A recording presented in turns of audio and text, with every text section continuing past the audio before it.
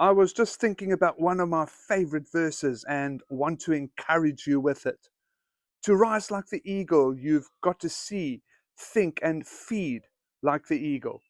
When the storm breaks loose, other birds hide, but the eagle turns into the storm and lets the very wind that scares it lift it higher. Storms don't stop the eagle, they shape it. Adversity doesn't crush destiny, it confirms it.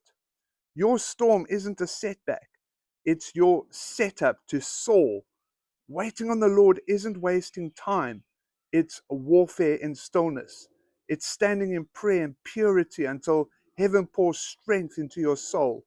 Waiting births wisdom, wonder, and wings. To wait means to intertwine your weakness wrapped in His strength, your humanity tied to His divinity. Waiting is your runway, and renewal is your exchange. You can't fly on yesterday's strength. You need fresh fire for fresh flight.